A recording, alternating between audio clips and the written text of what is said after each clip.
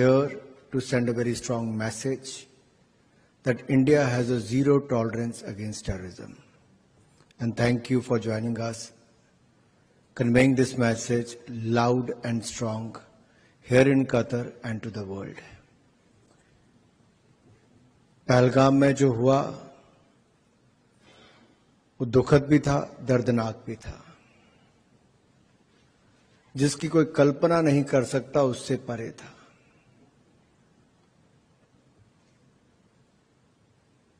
किसी की आंखों के सामने उसी के पति को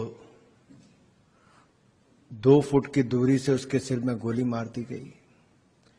किसी बच्ची या किसी बच्चे के आगे उसके पिता को गोली मार दी गई। कपड़े उतारकर उसका धर्म जानकर फिर मारा गया।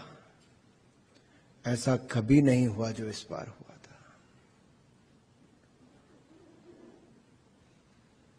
ये एक अलग संदेश देने का प्रयास किया जा रहा था।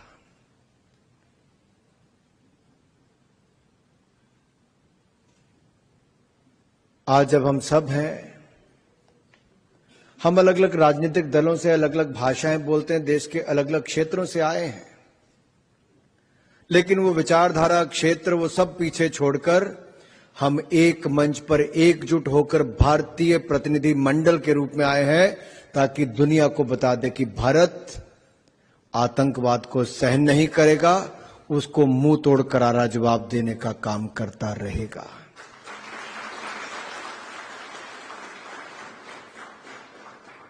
पहलगाम की घटना के बाद भी द रेजिस्टेंस फ्रंट, जो लश्कर तौयबा का फ्रंट है, पाकिस्तान में जिन्होंने ट्रेनिंग ली, वहां से हथियार लिए, वहां से हैंडलिंग हुई और भारत में आकर लोगों को मारा, उन्हें माना कि इस हमले के पीछे वो है।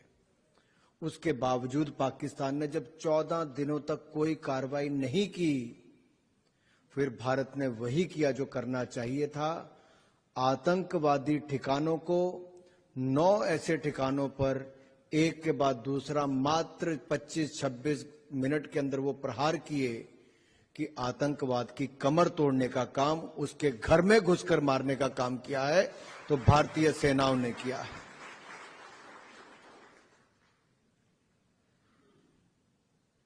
लेकिन जैसा मुझसे पहले के वक्ताओं ने कहा है, पहली बार ऐसा नहीं हुआ कि आतंकवादी हमला कोई हुआ हो।